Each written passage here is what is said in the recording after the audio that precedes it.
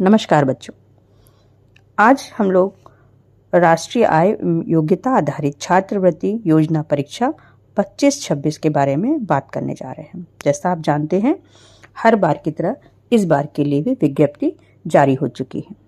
राष्ट्रीय आय एवं योग्यता आधारित छात्रवृत्ति परीक्षा 25-26 की एग्ज़ाम की डेट भी अभी से निर्धारित हो चुकी है। इसकी परीक्षा 10 नवंबर 2024 को प्रदेश के सभी जनपदों में निर्धारित परीक्षा केंद्रों पर आयोजित की जाएगी।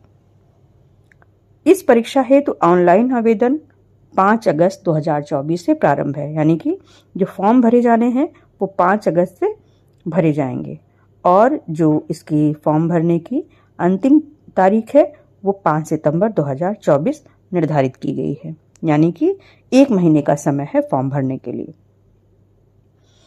ऑनलाइन आवेदन के अतिरिक्त डाक द्वारा या किसी अन्य माध्यम से आवेदन नहीं स्वीकार किया जाएगा। इसका मतलब है ऐसा नहीं है कि हम आवेदन को यानी कि एप्लीकेशन को हम डाक द्वारा भेज सकें, ऐसा नहीं होगा। जो भी हमारा फॉर्म भरना है वो ऑनलाइन ही उसका आवेदन हमें करना है।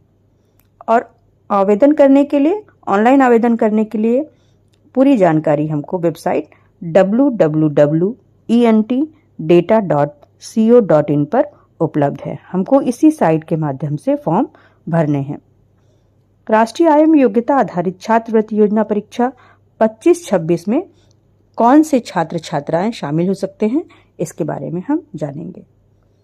वे छात्र छात्राएं जिन्होंने शैक्षिक सत्र 2023-24 में कक्षा 7 की परीक्षा न्यूनतम 55% अंक से पास की हो। लेकिन जो बच्चे अनुसूचित जाति के हैं या अनुसूचित जनजाति के हैं, उनके लिए 5% की छूट अंकों में दी गई है, यानी कि जो बच्चे पिछले साल कक्षा 7 की परीक्षा 55 अंक से अधिक अंकों से उन्होंने परीक्षा उत्तीर्ण की है, या फिर अगर वो अनुसूचित जाति और अनुसूचित जनजाति के हैं तो उनको 5% की छूट मिलेगी। ऐसे छात्र छात्राएं जो सत्र 24-25 में, यानी कि जो सत्र अभी हमारा चल रहा है, इसमें राज्य की अशासकीय सहायता प्राप्त स्थानीय निकाय यानी परिषदीय विद्यालय में कक्षा 8 में जो बच्चे अध्ययनरत हैं वो ही इस फॉर्म को भर सकते हैं। यानी कि जो बच्चे पिछले साल कक्षा 7 55% अंकों से पास किए हों और जो कक्षा 8 में इस बार अध्ययनरत हों। लेकिन जवाहर नवोदय विद्यालय, केंद्रीय विद्यालय, सैनिक स्कूल और राजकीय आवासीय तथा प्राइवेट विद्यालयों में अध्ययनरत बच्चे इस फॉर्म को नहीं भर सकते हैं। अच्छा, और जानते हैं कि इसके साथ जब हम फॉर्म को भरेंगे तो जो हमारे जो बहुत ही इम्पॉर्टेंट पेपर्स हैं वो कौन कौन से हैं, उसको आप अभी, अगर आपने नहीं बनवाया है तो अभी से अप्लाई कर दीजिए। उसको बनने में 10 से 15 दिन का समय लगता है। तो सबसे पहले ऐसे छात्र छात्राएं जिनके अभिभावकों की आय सभी स्रोतों से 3.5 लाख यानी कि 3,50,000 से अधिक सालाना ना हो, यानी कि ऐसे जो बच्चे हों जिनको फॉर्म भरना है उनके पेरेंट्स की, यानी कि मम्मी पापा की जो सालाना इनकम है वो 3.5 लाख से कम ही होना चाहिए, अधिक नहीं होना चाहिए।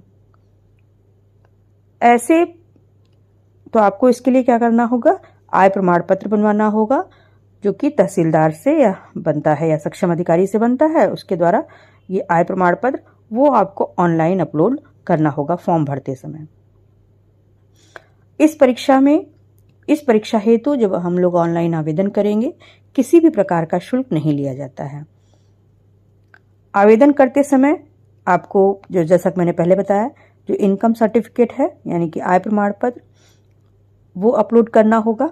इसके अलावा अगर आप जो बच्चे हैं वो अनुसूचित जाति या जनजाति के हैं या फिर किसी अन्य पिछड़ा वर्ग के हैं, चुनौतीग्रस्त यानी कि विकलांग हैं, या फिर स्वतंत्रता संग्राम सेनानी आश्रित बच्चे हैं, तो उनके लिए उनको अपना जाति का प्रमाण पत्र या फिर अगर वो विकलांग है तो उसका प्रमाण पत्र उनको फॉर्म भरते समय अपलोड करना होगा।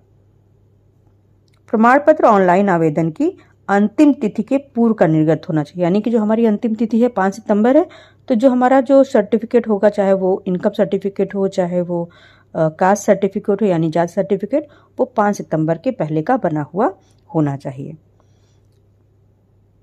अगर आपने आवेदन करते समय आरक्षण प्रमाण पत्र अपलोड नहीं करे, यानी कि अनुसूचित जनजाति या अनुसूचित जाति या पिछड़ा वर्ग या विकलांग, इसका कोई सर्टिफिकेट नहीं अपलोड किया है, तो आपको सामान्य श्रेणी में माना जाएगा।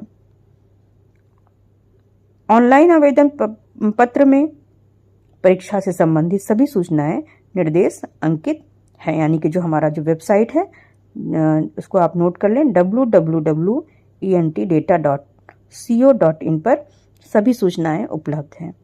तो आपको अभी इस वीडियो में तो मैंने इतना बताया है। अगले वीडियो में हम आपसे बात करेंगे कि हमको फॉर्म कैसे